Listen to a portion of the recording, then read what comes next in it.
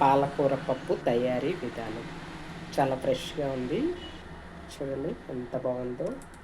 పాలకూర పప్పు తయారీ విధానం తెలుసుకుందాం. కావలసిన పదార్థాలు ఏమిటో తెలుసుకుందాం. పాలకూర పప్పుకి కందిపప్పు వేసుకుంటే చాలా రుచిగా ఉంటుందండి. పచ్చిమిర్చి, 3 టమోటాలు, 2 ఆనియన్స్, ఒక చిన్న మామిడికాయ వేస్తున్నానండి. టేస్ట్ అదిరిపోతుంది పాలకూర పప్పు. ఇప్పుడు తయారీ విధానం తెలుసుకుందాము. కందిపప్పు 2 సార్లు శుభ్రంగా కడిగి పెట్టుకున్నాము. ఇప్పుడు 1 గ్లాసు వాటర్ వేసుకోండి. అలాగే 1 అర స్పూను పసుపు వేసుకోండి. కొంచెం ఆయిల్ వేసుకోండి.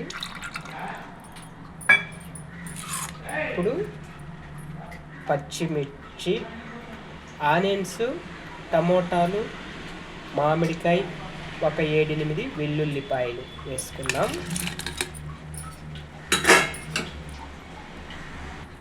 ఆకుకూరని వేసుకోండి.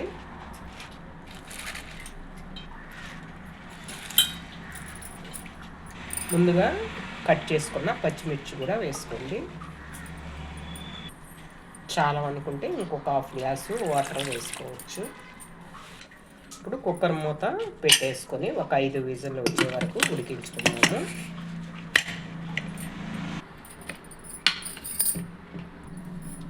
ఐదు విజిల్లు వచ్చేసాయండి.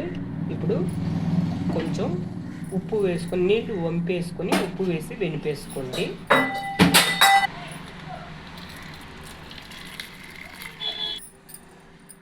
టేస్ట్కి సరిపడిన ఉప్పు వేసుకోండి. మొత్తం తీసుకొని బాగా వెనిపేసుకోండి.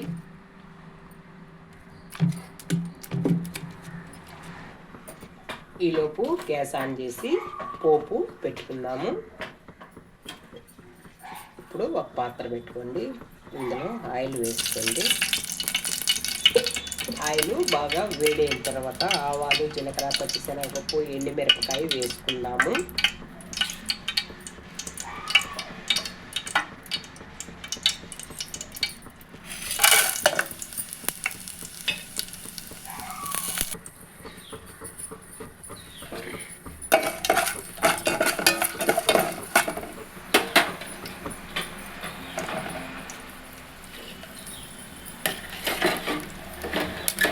కట్ చేసిన ఆనియన్ వేసుకోండి.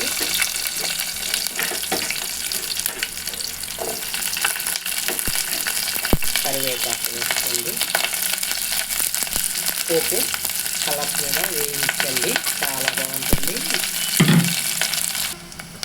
ఆనియన్స్ ఇలా బాగా డ్రై అయిపోయిన తర్వాత ఎనిపి పెట్టుకున్న పాలకూర పప్పు బాగా మెత్తగా వెనిపేసి మనం ఉంచి పెట్టుకున్న నీళ్ళను కూడా యాడ్ చేసుకోండి.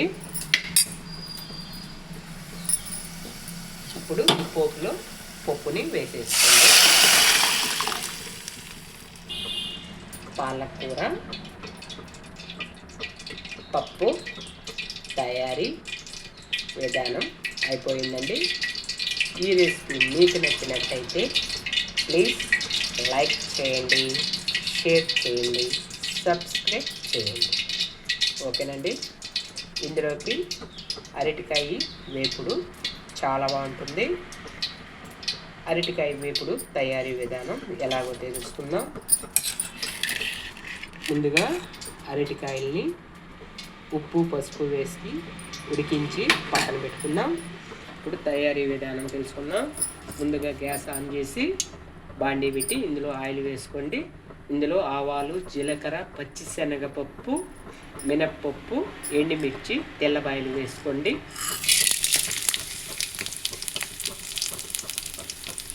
పోపు వేగనివ్వాలి.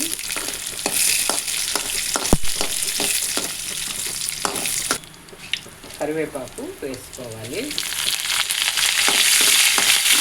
ముందుగా ఉడికి పెట్టుకున్న అరటికాయలు ఇందులో వేసుకున్నాము.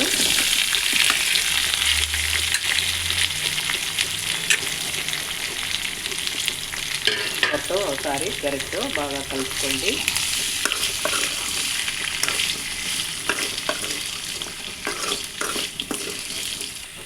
అరటికాయ వేపుడు మెత్తగా వండుకుంటుంది కాబట్టి గరిటతో కలుపుకోకుండా క్లాత్ పట్టుకొని అలా కిందకి పైకి ఎగరేయండి.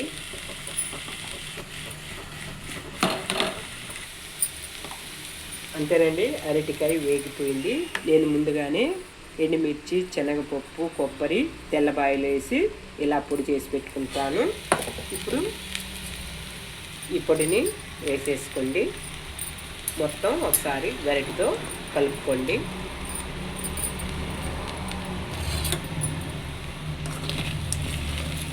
అంతేనండి, అరటికాయ వేపుడు తయారీ విధానం. పాలకూర పప్పు అరటికాయ వేపుడు తయారీ విధానం. ఈ రెసిపీ మీకు నచ్చినట్టయితే ప్లీజ్ లైక్ చేయండి, షేర్ చేయండి, సబ్స్క్రైబ్ చేయండి. ఓకేనండి, మరొక రెసిపీతో మళ్ళీ రేపు కలుసుకుందాం. Okay, bye.